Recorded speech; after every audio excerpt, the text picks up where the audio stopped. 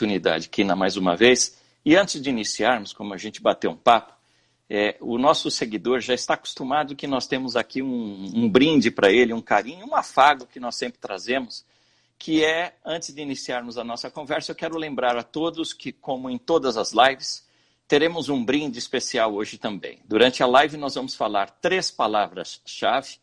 Anotem essas palavras. Ao final da live, vá ao feed da Curaprox Brasil, crie uma frase bem bacana com essas 3 palavras e marque 3 amigos. As 10 frases melhores, mais criativas, ganharão uma bonita e uma recheadinha necessária, lembrando que para isso é preciso estar inscrito no canal da Curaprox Brasil no YouTube. Kina, e aqui com a sua licença já vou dizer a nossa primeira palavra-chave, que é o tema do nosso bate-papo. Eu vou dizê-la como estética. Então, pessoal, anotem aí, primeira palavra-chave, estética. Também você que gosta muito, professor Kina, e quer nos acompanhar, dedo ali embaixo no aviãozinho, enquanto nós vamos batendo o nosso papo, vai convidando o seu amigo para participar dessa 1 hora aqui de bate-papo muito legal com o professor. Kina, você é formado, só apresentando aos nossos colegas, né, os seus créditos, todo mundo te conhece, mas os créditos é importante passar.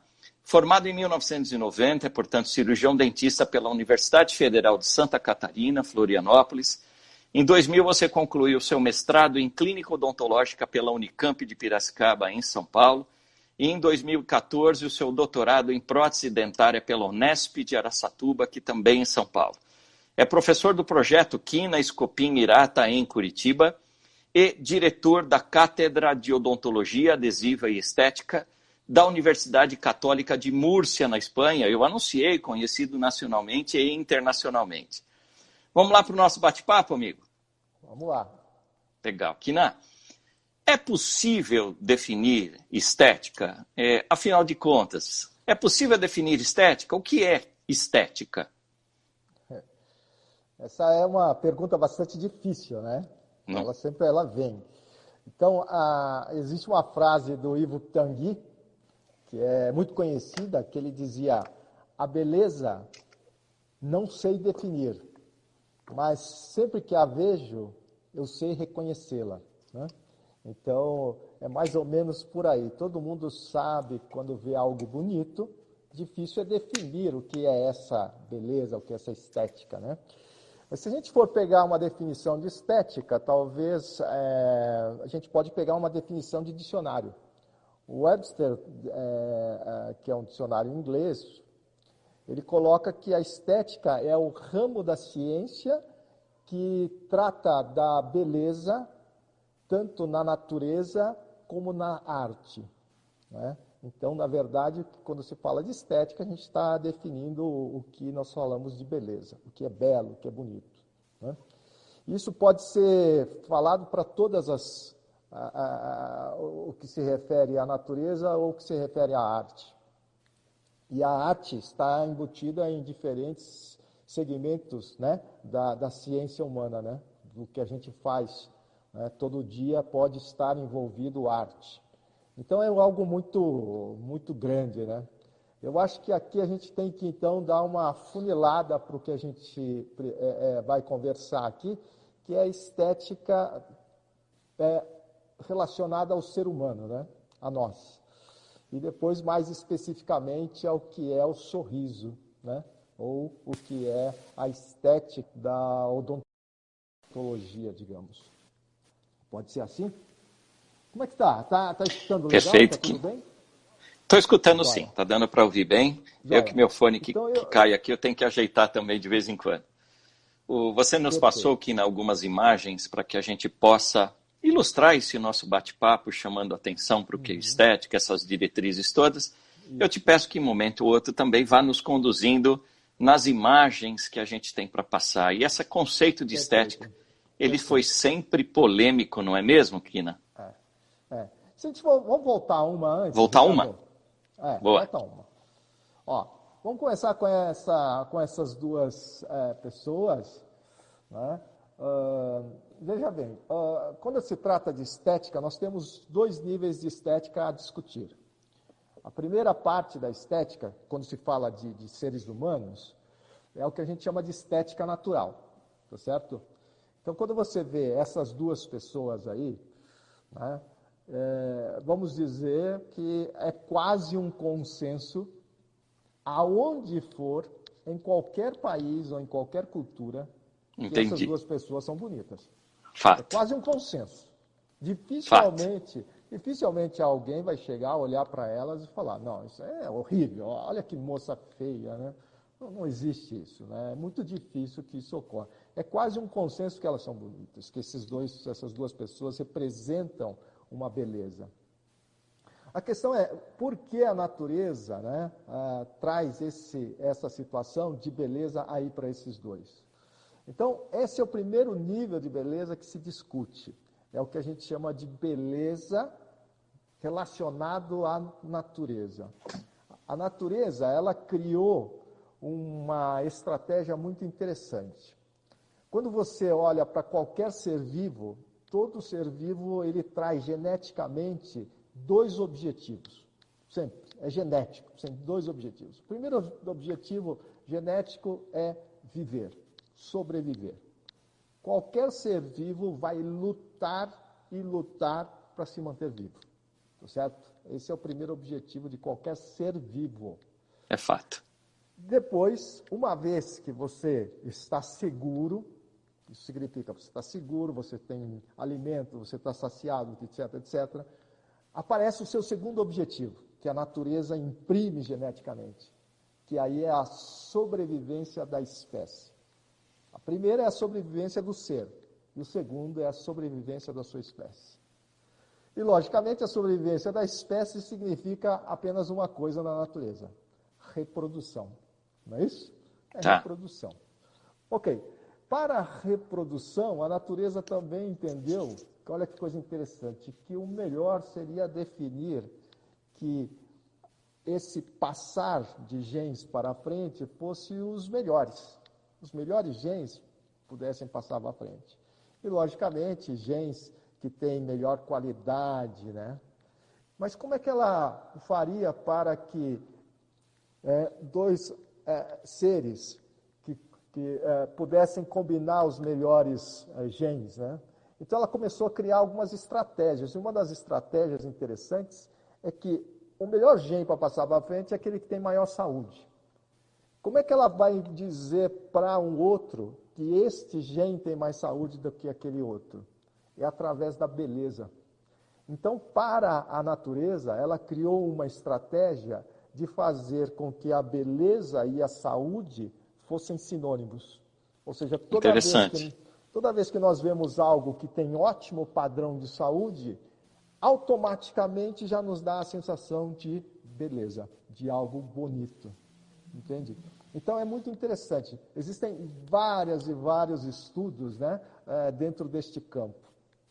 Exemplo bem claro é você dispor várias maçãs, uma do lado da outra, né, com diferentes formatos, cores, e pegar uma criança que nunca viu maçã. E você fala, escolhe uma. Automaticamente ela escolhe a mais bonita. Mais bonita. Por que ela escolhe a mais bonita? Porque vai dar a impressão de ser mais suculenta, ter mais vitaminas, ter mais propriedades do que as que são mais feias. Então, quando você quer o primeiro plano de estética, é devolver padrões de saúde.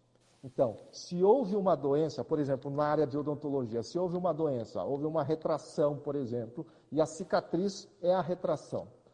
Você quer devolver a estética, tem que devolver a impressão de que nunca houve a doença lá. Ou seja, tira a retração. Se você tem manchas, você não pode deixar as manchas, porque as manchas parecem um sinônimo de má calcificação. Dentes perolados representam boa calcificação. Um alinhamento dental me dá a impressão de melhor padrão oclusal. Entendeu? Só que no final, te dá a impressão de ser mais bonito. Fato. Não é? Então, o fato inicial é esse, que a estética ela é impressa geneticamente como sinônimo de saúde. Quando você olha para essas duas pessoas, você não vê uma possibilidade que eles estão doentes de alguma coisa, né? Verdade. Eles têm uma pele perfeita, tem o cabelo perfeito, tem o olhar vivo, né? Você vê, tá tudo muito bonito, está tudo muito bem proporcionado. Então, isso já gera um padrão de beleza. Né? Isso já gera o padrão de beleza. Então, esse é o primeiro nível. Só que isso é o nosso nível genético, né? Correto. Se fosse só isso aí, a coisa era fácil, já tinha acabado essa live, vamos embora, né?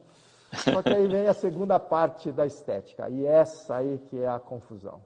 É que nós, seres humanos, já não somos exclusivamente seres intuitivos no sentido de natureza, né?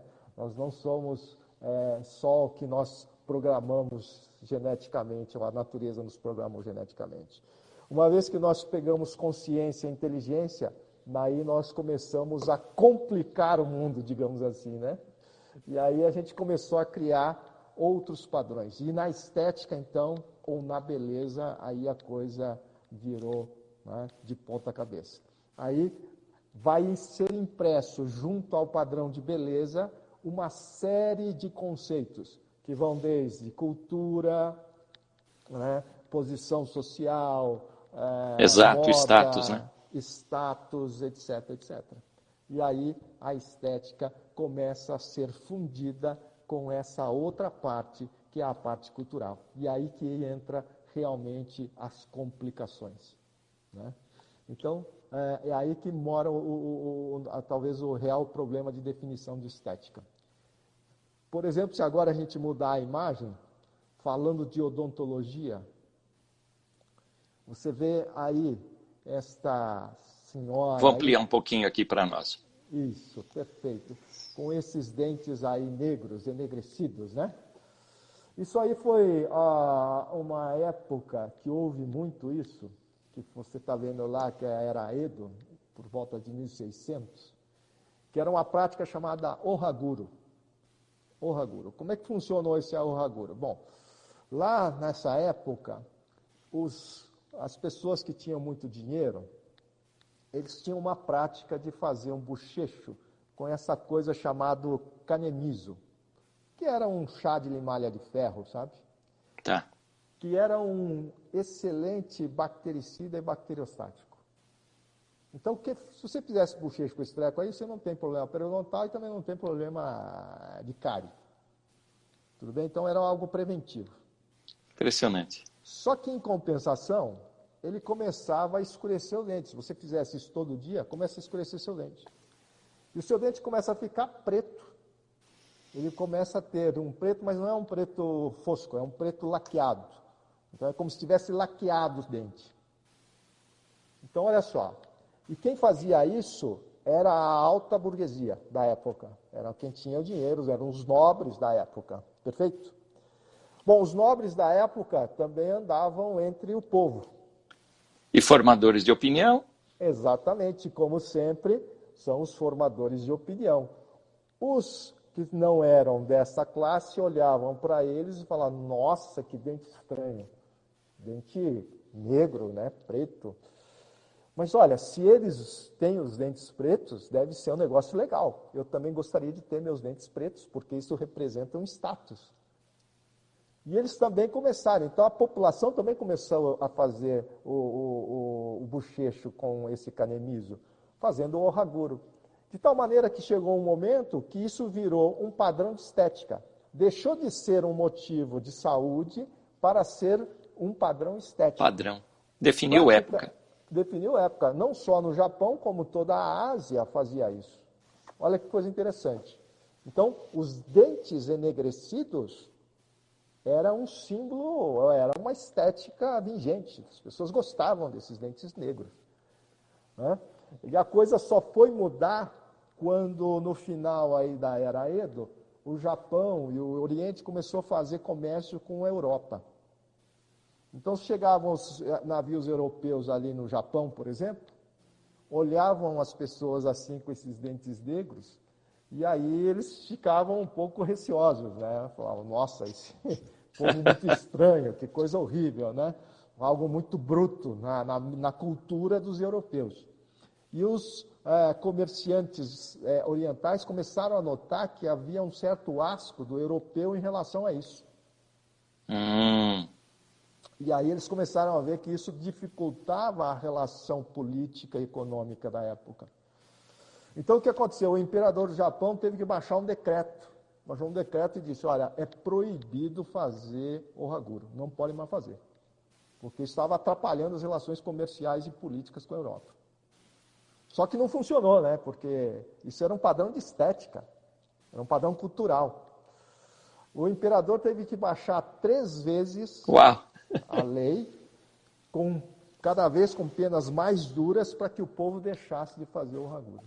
Até acabar com esse ohaguro. Ou seja, veja só, teve que fazer um decreto de lei para que proibisse isso, porque era o padrão estético vigente. Veja só, nós estamos falando de algo que durou mais de 200 anos, hein, de estética. Aí se você mudar de novo, ó, vamos lá. Hoje a estética do ohaguro, ele é utilizado em alguns lugares, né? Especialmente lá no bairro de Ginza, em Tóquio, que é um negócio muito de artistas, né? E algumas, como essa geisha aí, ó, ela faz o ohaguro como uma estética vintage, sabe? Como uma estética vintage. E algumas ainda utilizam isso como uma estética vintage, tá certo? Hoje, nós temos uma outra estética, né? Contrária a essa. Se a gente passar de novo... Contrária, né? Bastante diferente, que nós chamamos de era Blitz, né? Eu coloquei esta pessoa como exemplo, ninguém conhece, eu coloquei uma tarja aí para ninguém reconhecê-lo, né? Que é a estética Blitz. Então, dentes extremamente brancos, claros, né?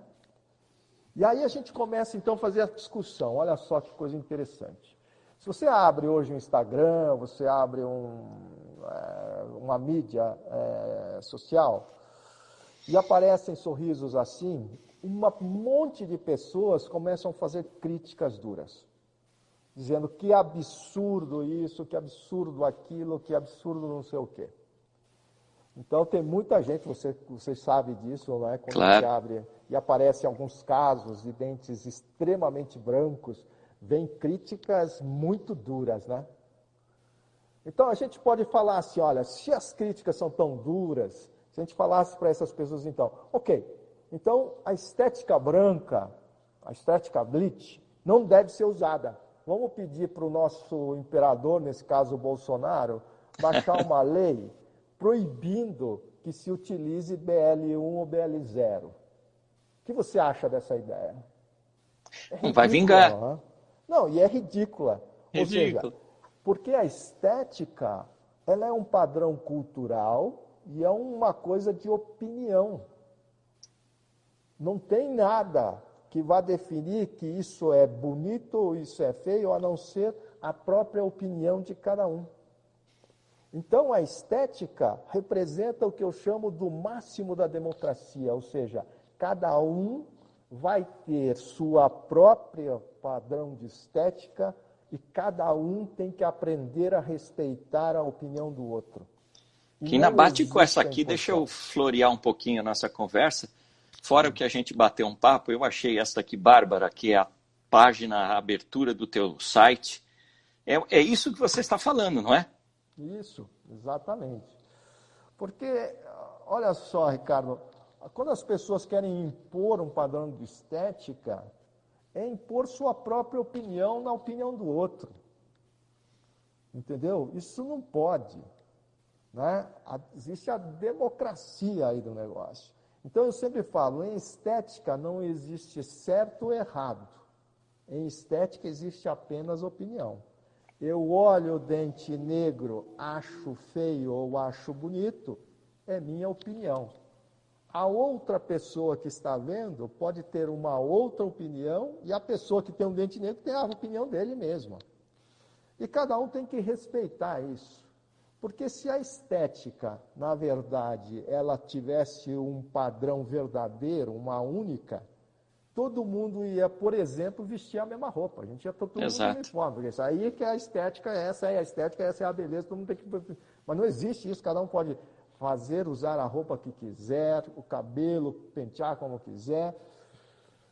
E provavelmente você está vestido assim, eu estou vestido assim, a outra pessoa está vestida de outro jeito, não porque acha que aquelas vestimentas são feias, a gente se veste achando que está bem. E cada um tem então sua própria opinião. Então, a primeira coisa a saber, na beleza, quando nós passamos para esse sentido cultural da estética, tem que saber que é uma questão de opinião.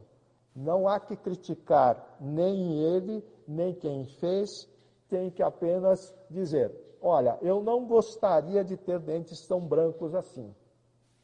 Acabou-se. Pronto. Ou eu gostaria de ter dentes brancos assim. Pronto, acabou. Agora, não vou ficar discutindo falando, nossa, que ridículo é esse dente, que não sei o quê, e vou infringir, quer dizer, eu vou chacotar essa pessoa, eu vou agredir essa pessoa porque eu não bate com a minha opinião. Tá louco?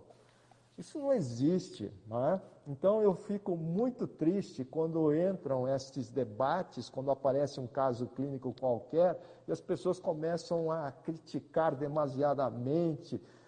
Não há que criticar, pô. Tem que entender. Se a pessoa fez aquilo, inclusive publicou aquilo, provavelmente porque está achando bonito, né? Não é porque está achando feio, senão não publicaria. É a opinião de cada um. Né? Você pode expressar a sua opinião, desde que você também não fique agredindo o outro. Simplesmente fala, olha, para mim, eu não gosto. Pronto. Isso. Entendeu? Se quer expressar a sua opinião, é essa. Não é mais nada. A outra coisa seria expressar tecnicamente a coisa. Se eu conseguisse fazer uma análise, mas nem isso dá para fazer numa foto. Isso está desadaptado. Como é que eu vou ver numa foto assim de rosto que isso aí está desadaptado? Não dá nem para falar isso, entendeu? Claro que não. Isso está dando maloclusão no cara. Como é que eu vou falar isso? Não tenho ele aqui comigo para saber, entendeu? Então as pessoas, com uma foto, querem fazer uma análise. É difícil, né? Muito difícil.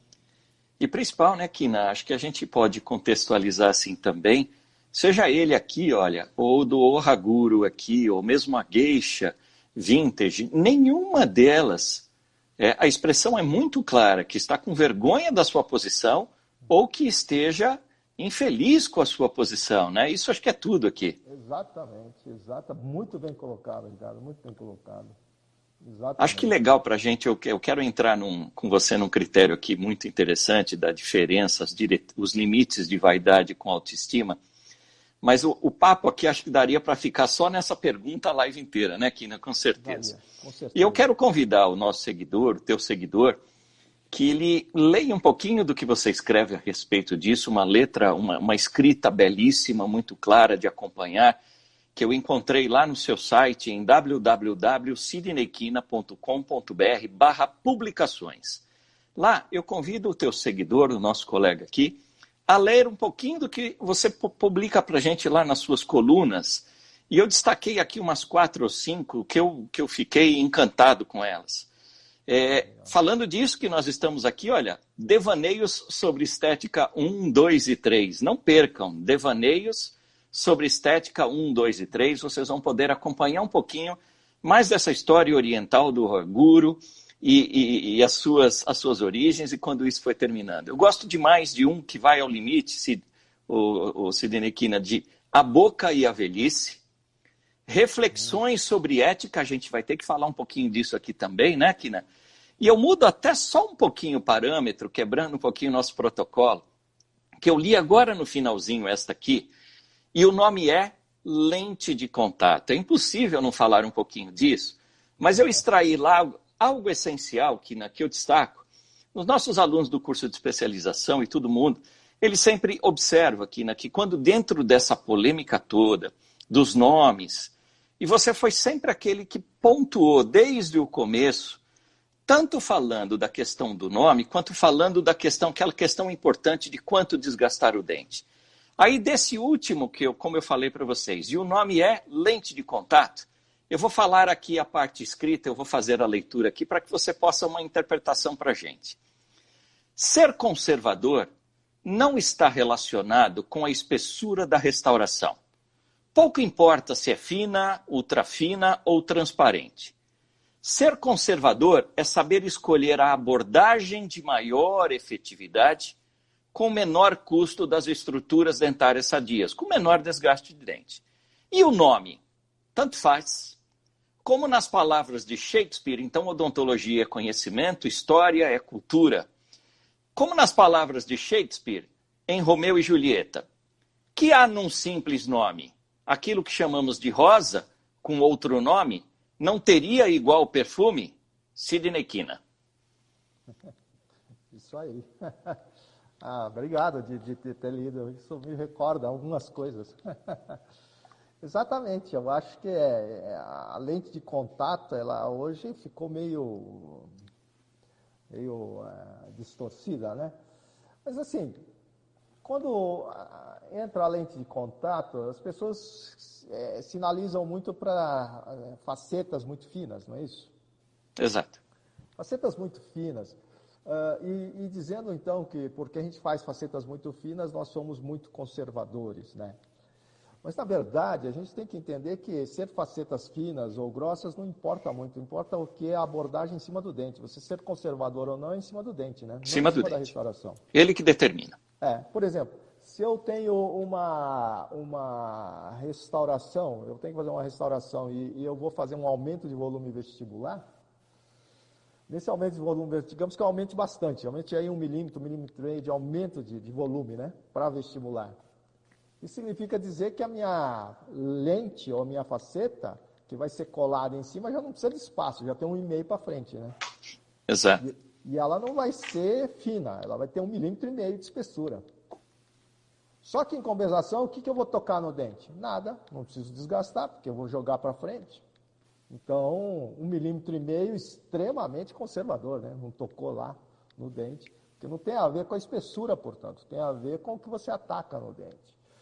E aí, se você for fazer, por exemplo, uma restauração que vai palatinizar, não importa o que você vai fazer, você vai ter que desgastar para ganhar o espaço, né? Para palatinizar. Então, não tem o que fazer, né? Digamos que o paciente já fez a orto ou não quer fazer a orto, então, e vai fazer esse movimento com o dente, vai ter que desgastar, não tem jeito. Você vai ser mais ou menos conservador, né? Fazendo o que nós chamamos de ataque mínimo. Ou seja, se eu preciso de 0,5 e eu não tenho esse espaço de 0,5, eu preciso criar o espaço de 0,5. Eu vou ser minimamente invasivo se eu só fazer esse 0,5, ponto. Se eu fizer 0,6, eu já não sou mais minimamente, porque eu já invadi mais do que eu precisava.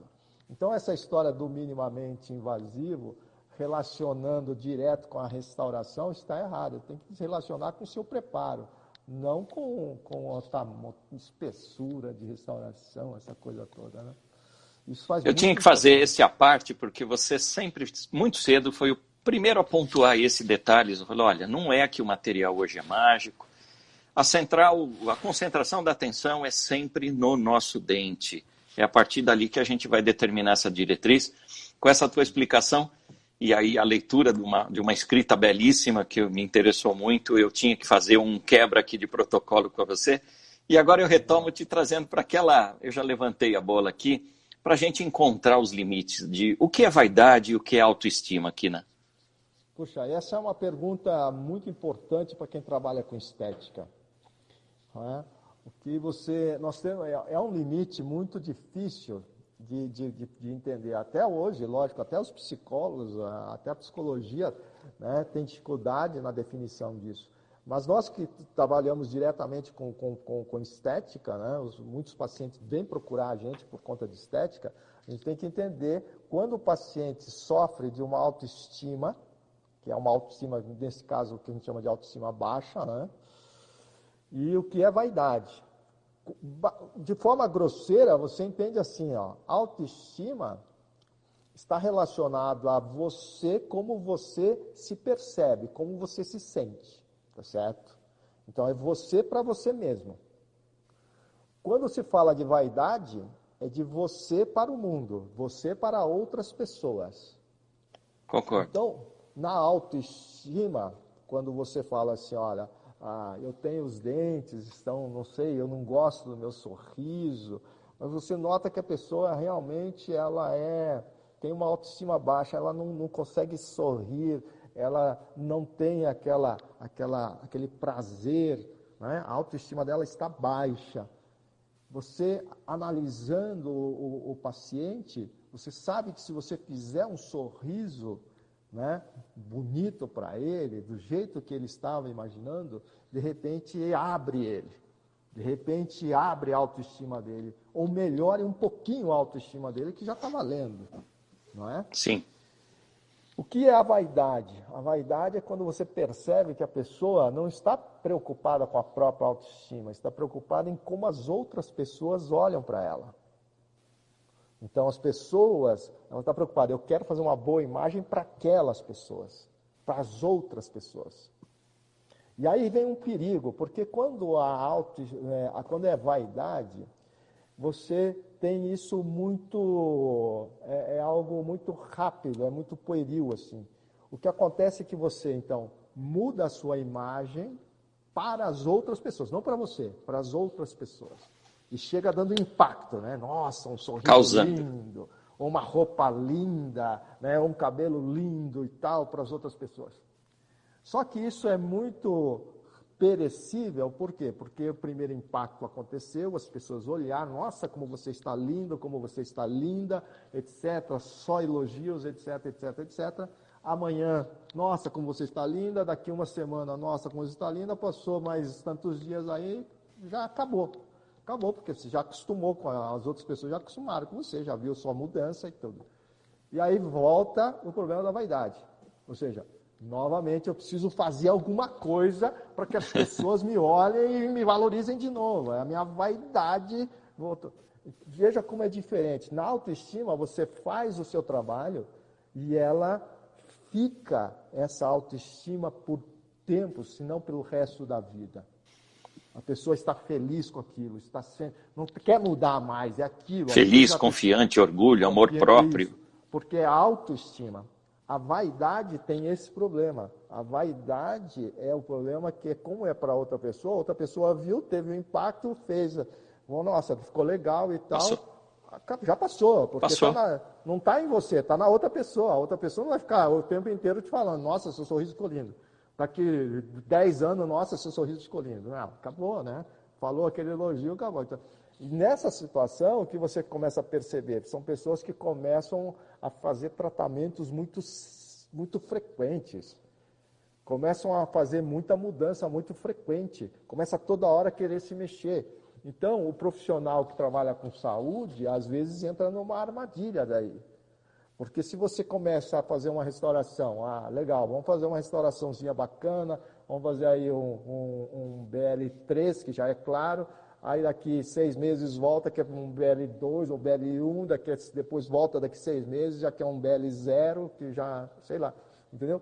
Então, essa percepção é perigosa do que é a vaidade, o que é a autoestima. E você saber Exato. lidar, né, em que tipo de tratamento a gente poderia oferecer para cada um desses, né, é interessante, né, fazer essa análise, porque senão, às vezes a gente começa a meter os pés pelas mãos, né? Muito legal. Filosófico, mas importante a gente citar Muito aqui, né? importante isso. Eu vou dar um breakzinho antes da próxima pergunta, só para anunciar a segunda palavra-chave. A primeira, o seguidor lembrar, foi estética. Agora, a segunda palavra-chave, @CuraProxBrasil. Kina, vou botar aqui uma imagem para a gente, para ilustrar, né? O nosso seguidor, nós vamos trabalhando com ele o tempo todo, conceitualmente, imagens, para que também vejam o seu trabalho, que você tem uma mão mágica, é simplesmente fantástico e tem muito a agregar valor para o nosso seguidor. Voltando ao assunto, né? Existem padrões de estética bucal? Então, novamente, não existe um padrão. Boa. Não existe padrão. O que a gente pode falar é que existem regras que o nome está errado. A gente comumente chama de regras de estética. Os capítulos de livros trazem regras de estética. Tudo bem? Só que regras de estética está errado o nome, porque isso me dá a impressão de que se eu segui-las, eu vou chegar na estética. Um objetivo. Vou chegar na beleza. Né? Boa. Não é isso. Né? Então, o que a gente pode falar é que são regras de média. Regras de média. Vamos entender uma coisa. Quando você pega a estética, começa a estudar o ramo da estética, você vai ver que um dos marcos do início do estudo de estética é por volta de 1870. 1870, com um psicólogo chamado Sir Francis Galton, eu não sei a pronúncia certa, Galton, acho. O que ele fez? Ele estava, olha só, ele estava a fim de descobrir personalidades, né, de um criminoso, personalidades de criminosos típicos, para ajudar a investigações policiais. Então, olha como é que ele pensou. Ele pensou assim, eu vou pegar as fotos de todos os criminosos que estão presos, que já foram condenados, certo? E ele pegou todas as fotos assim, e ele começou a fazer um jogo de sobreposição. Ele sobrepunha uma na outra, para ver se conseguia tirar alguma feição, algum detalhe, né, que fosse comum, para dizer, olha, o criminoso, ele tem esse olhar, esse tem esse nariz, ou tem esse lábio, entendeu? Olha a ideia. A ideia era essa. Tirar as feições que pudessem determinar e achar um criminoso. Sabe, ó, essa pessoa é um potencial criminoso, sabe? Caramba. É loucura, né? Bom, 1870, tudo bem? Só que ele teve uma decepção enorme, sabe por quê? Na sobreposição das fotografias, sempre surgia uma pessoa mais bonita. As feições das pessoas, da pessoa que sobrava na sobreposição de fotografias, ficou claro, ficava mais bonita. Isso foi interessante, né? Então ele ficou decepcionado com isso e parou o estudo dele. Porque o criminoso que ele queria achar acabava ficando uma pessoa bonita. Quer dizer, não tinha nada a ver com os outros que tinham sobrepostos. Aí ele deixou arquivado. Depois, alguns estudiosos de estética pegaram esse estudo dele e começaram a estudar uma coisa. Realmente, se você sobrepõe várias faces, né, várias fotos, né, e funde essas faces, você vai tendo uma melhora no resultado final. Existem hoje softwares de computador, né, programas de computador que fazem isso. Tem até um número já estipulado. Interessante. Tem até um número estipulado. Se você fundir 32 pessoas, fotos de 32 pessoas, você vai ter um padrão extremamente estético. Raramente você vai encontrar pessoas que são mais bonitas do que essa sobreposição. Existem, logicamente, né, que são esses sim são aqueles que nasceram privilegiados, né? São as modelos, né? Algumas, igual aqueles dois que apareceram. Mas, na média, o que acontece? É que a média representa um padrão mais agradável aos olhos de cada um, né? E muito isso bom. Foi definido mais tarde por um antropólogo chamado Donald Simmons como a estratagema da média. Estratagema da média. O que ele quis dizer com essa teoria dele? É que o nosso cérebro, ele vê muitas pessoas. E lá dentro do nosso cérebro existe um mecanismo que a gente vai fazendo uma média. Então você entra num lugar, você vê lá um monte de gente com nariz grande, nariz pequeno, nariz não sei o que, automaticamente, diz, segundo o Donald, de que nosso cérebro começa a tirar uma média. E o padrão médio vai ser o mais bonito. A gente começa a buscar uma média. Então, muito legal. Não muito grande, não muito pequeno. Não muito alto, não muito baixo. Entendeu? Não muito magro, não muito gordo. É uma estratégia do cérebro. Tirar médias. Então, você começa a ver que a partir dessa definição da estratagema de médias, se você pegar as regras de estética, de odontologia ou de qualquer outra coisa, mas vamos pegar a de odontologia, que é o nosso assunto, você vê, quando se fala que a regra de estética de um central é ter a largura correspondente de 75% a 80% do que é a altura, o que é isso? Isso é uma regra de média. Alguém pegou e mediu vários centrais, fez a proporção altura-largura e viu que a média é que fica a largura em torno de 75% a 80% da altura. É uma regra de média, não de estética, Entendo. de média. Correto. Né? Então, quando fala que o zênite do central e do canino estão mais alinhados e do lateral está um pouco abaixo, fazendo triângulo com a ponta invertida para baixo, é uma regra de média. Alguém tirou essa média de algum lugar, entendeu? Então, Certo. são médias, mas não quer dizer que isso vai ser estético, porque a estética, no final, é uma opinião. Mas Como a gente tanto... Como a gente comentou. destacou até mesmo lá na abertura do teu site, né? Exatamente. Então é uma coisa que a gente pode ver. Se você volta uma antes, desculpa, deixa eu comentar só aquela foto aqui, desculpe. Lá. Essa aí. Desculpe. Por exemplo, esse caso aí, olha só, esse caso aí, um paciente muito interessante, que quando chega um paciente com manchas de tetraciclina assim, marcados assim, você já vislumbra, nossa, esse é o caso que eu queria pegar, né? Que caso lindo para fazer. Vamos fazer aí facetas, né? De molar a molar em cima, molar a molar embaixo. Fica maravilhoso, né? O caso. O paciente falou, não, eu não quero fazer facetas. Essa paciente tem 54, acho. 54 anos. Não, eu não quero fazer isso. Eu queria fazer aqui, ó, porque eu tenho uma coroa aqui, que não está boa, tem uma resina nesse lateral e uma resina no outro central. Todo mundo já falou isso, mas eu não quero. Eu gosto das minhas cicatrizes. Olha isso. Ela falou. Para ela, o padrão estético é esse. Esse é o caso finalizado. Esse é o caso já finalizado. Vamos voltar agora para a próxima? Agora vamos lá, ó. De onde ele surgiu, né? A foto de cima é o inicial do paciente. Então, o paciente tinha uma grande resina ali no 21, uma coroa no 11, contrário, né? Uma coroa lá no 21, uma resina no 11 e tinha o 22 com uma grande resina, praticamente toda resina. Então, o que a gente fez? Fez uma coroa, duas facetas, né? Dois centrais é uma coroa, uma faceta, o lateral lá é uma faceta e embaixo, veja que ela falta um incisivo, nós fizemos 3 facetas embaixo. Interessante, fechou o black space dela com as facetas. Fechou o black space e essa é a estética que a paciente desejava. Maravilhoso. Né? Se a gente passar a outra foto, a gente vê então o caso finalizado. Isso é estético, professor? Sim, isso é estético. Por que isso é estético? Isso é estético porque o paciente está extremamente feliz com isso. Então, no padrão dele, a arte da percepção, é a leitura dele, é pessoal. Exatamente. Ah, mas eu não gosto dessas manchas. Ok, é sua opinião.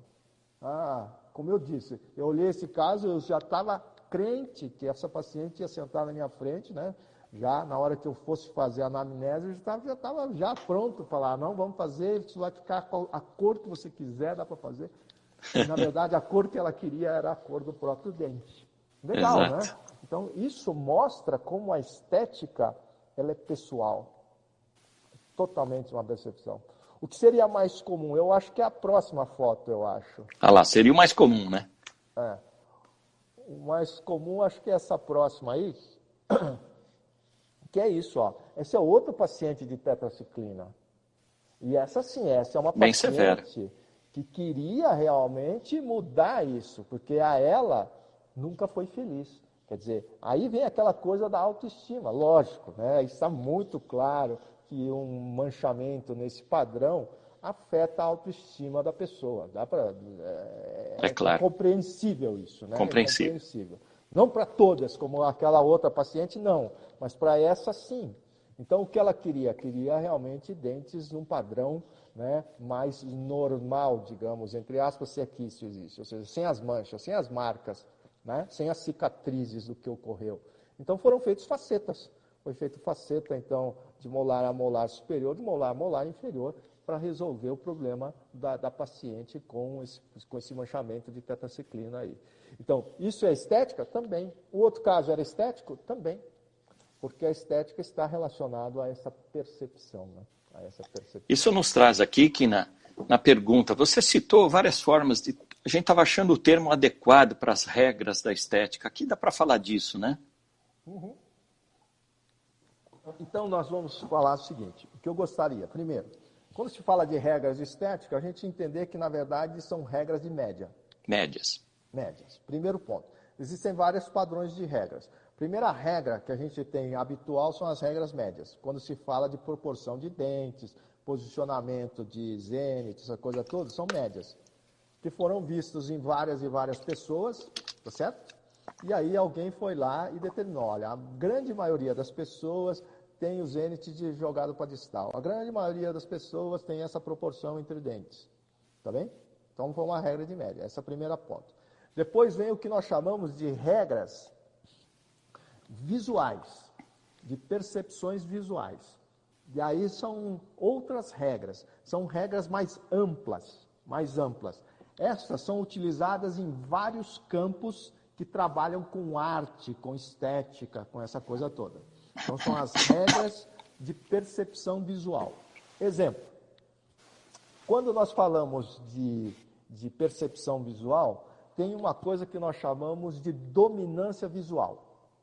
Dominância visual é toda vez que você tem um conjunto ou um arranjo de objetos ou de coisas, como no caso um arranjo dentário, e tem um ponto nesse arranjo que predomina. Ou seja, o observador olha e sem perceber a visão dele vai direto naquele ponto. Então isso nós chamamos de dominância visual. Tá certo? Não quer dizer que ter dominância ou não ter é mais bonito ou mais feio. É uma regra. Correto. Lembra sempre disso, isso é muito importante que as pessoas entendam isso, né? Então, quando se fala, por exemplo, de um paciente que tem diastemas, né, vários diastemas, então esse paciente tem uma situação que as pessoas falam que o sorriso é fraco ou o sorriso é infantil. E é verdade, porque isso remete a duas situações. A primeira porque o sorriso infantil, os dentes descidos, na grande maioria, tem diastemas, que faz parte do jogo, né? Então, realmente, vários diastemas dão esta situação mais infantil. Mas também existe uma situação da regra visual. Quando você tem vários objetos, eles estão separados, ele perde o que a gente chama de força visual, porque o observador não consegue ver um conjunto, ele vê mais as peças isoladas e perde, então, o que nós chamamos de força coesiva. Quando você junta tudo, vira um grupo e aumenta a expressão visual. Então, quando você tem um caso de vários diastemas, se você fechar tudo, você já ganha força coesiva e tira aquela noção do dente descido, né? Aquela percepção mais infantil. Isso é uma regra visual. Não estou dizendo que isso é bonito ou se é feio. Estou dizendo que isso aumenta a força visual. Mas, como regra de força visual, nós sabemos que um único diastema entre os dois centrais, aumenta a força visual. Dá mais punch visual. Ou seja, quando aparece uma pessoa que tem um único diastema entre os dois centrais, automaticamente o observador, mesmo que não seja dentista, olha para o diastema. Olha para aquele ponto. Se for um só, aqui no meio. Sem querer. Sendo dentista ou não dentista, apareceu uma pessoa com um diastema entre os dois centrais, você olha para o diastema. Força visual muito forte, muito punch, sabe? Então você tem aí várias pessoas de muita expressão que tem isso, né? Por exemplo, uma das top models mais requisitadas hoje é a filha do Mick Jagger, né? Chama-se Georgia Jagger. Então é uma top model e uma das características do sorriso é aquele grande diastema entre os dois centrais, né? Madonna, né? Aquele grande diastema e assim por diante. Várias personalidades têm isso. Vejam esse caso aí é de uma modelo. Ela chegou com aquela dentição em cima e queria proporcionar melhor. Olhando para o rosto dela, que é um rosto muito bonito, né? Bastante delicado, eu falei, olha, uma das suas marcas é esse diastema aí, hein? Eu posso fechá-lo, mas se você quer punch mesmo para as fotos, né? Não estou dizendo que isso vai ficar bonito ou vai ficar feio, mas isso vai te dar uma expressão mais forte, você deixa esse diastema aí. Vamos fazer fechando e deixando aberto, você vai ver a diferença que é. Então, no provisório, eu fiz fechado inicialmente e depois eu abri o provisório. Ela viu, realmente, quando abre, é mais da minha personalidade, realmente dá mais força na expressão. Concordo. Então, não quer dizer que é mais bonito ou mais feio. Se você olhar a foto dela na próxima na próxima foto, a gente vê que ela é um traço, né? Não é aquele traço forte, é um traço que tem um rosto com uma delicadeza. Bem Você delicado. vê que esse diastema vai dar mais punch para ela, dar mais expressão, né? Para o mundo da moda, um pequeno diferencial já faz muito para a carreira profissional de uma modelo. Então, não estou dizendo que esse diastema é bonito ou é feio. Mas dá identidade. Estou dizendo que isso dá força, dá expressão Dá força, dá visual. identidade a ela. Então, dá mais expressão visual. Então, quando se fala de estética, novamente, se é bonito, se é feio, aí cada um vai interpretar do jeito que quiser. Mas é inegável que quando alguém olha para ela, vai perceber o diastema. Muito Olha para o interessante. diastema, vai lembrar do diastema. Se essa modelo talvez não tiver o diastema, talvez o produtor fique pensando, como é que era aquela menina mesmo? Agora não, o produtor vai pensar, aquela que tem aquele espacinho aqui, ó, nos dentes, ó, já é uma referência interessante, entendeu? Então, força visual é interessante. Aprender esses conceitos são interessantes. E o que temos aqui, Kina? E aqui nós temos o que nós chamamos de a percepção estética que nós temos hoje. Veja só, uma moça com um sorriso lindíssimo, dentes lindíssimos. Quando chegou essa moça, eu falei, não acredito que você vai querer mexer, né? Não tem, como é que vai mexer aí? O que vai mexer nesses dentes? Mas ela, como havia já tido uma experiência americana, né? Viveu lá e tudo mais, eu já percebi qual que era a estética. Eu falei, só que nós temos a nossa percepção da estética deles, só que nós temos nossa abrasileirada, né? Nós temos algumas coisas que são um pouco diferentes, mas eu estou entendendo o que você quer. Quer dentes mais claros, ela já tinha dente claro, porque vem fazendo clareamento há muito tempo, né? Aquelas viciadas em clareamento. Falei, vamos fazer um up de cor, né? Vamos aí para um BL quase zero, um BL1, e vamos dar mais volume, então. Vamos ver o quanto a gente pode aumentar de volume para aumentar realmente a aparência desses dentes. E outro, muito importante, neste caso, eu queria realmente dar volume, sabe por quê? Por conta da idade da paciente. Mas como assim? O que tem uma coisa a ver com a outra? Porque se eu conseguisse a estética que ela queria com volume, eu não preciso preparar dente nenhum. Porque se eu tivesse que preparar dente, eu não faria. Exato. Kina, e esse caso que você nos mostra, aumenta muito, né, a responsabilidade do dentista, que nós aceitamos muito bem, porque diminui o prognóstico. Você pega um sorriso maravilhoso como o da esquerda, a gente olha assim, você tem um sorriso 90%, o que torna ainda mais mágico e especial esse teu caso clínico. Um prognóstico, né, para um sorriso de 90%. Porque você vê, não, esse é um sorriso 100%, eu acho. Aqui depois é que ficou para baixo de 100%. O negócio é o contrário. Mas quando você olha intrabucal, aí vem uma outra coisa também da estética, hein? Da estética dentária, que eu sempre friso isso em aula. Quando se fala de estética, porque isso aqui a gente chama de estética de composição. Por que é estética de composição? Porque eu estou fazendo o dente aqui e o contralateral também. Então nós estamos fazendo dos dois lados, né? Quando faz só de um lado, não é estética de composição, é estética mimética, né? Vai ficar, como é que vai ficar bonito se você fazer um central? Tem que ficar o espelho do outro. Então, aí não tem filosofia, não tem que pensar em regra, não tem que pensar em nada, só tem que copiar o outro lado. Porém, quando você faz um dente e o contralateral também, aí você já entra com as regras. Aí você pode usar média, você pode deixar maior, pode deixar mais longo, mais quadrado, mais curto. E quanto mais dentes você estender, mais regra, mais coisas você pode fazer, né? Mais mudança você pode fazer. Só que agora, quando entra vários dentes assim, vai fazer de canino a canino, ou vai fazer os dois centrais, ou vai fazer igual esse caso de molar a molar, tem que pensar agora numa outra estética, não é mais estética dentária. Quando entra em composição, eu sempre friso, na composição, especialmente quem é reabilitador, quem trabalha com dentista, quem trabalha com prótese, tem que ter aí a visão do ortodontista. Tem que ter uma visão mais facial. Exato. O mais importante não é saber se o central e o lateral estão harmonicamente bem.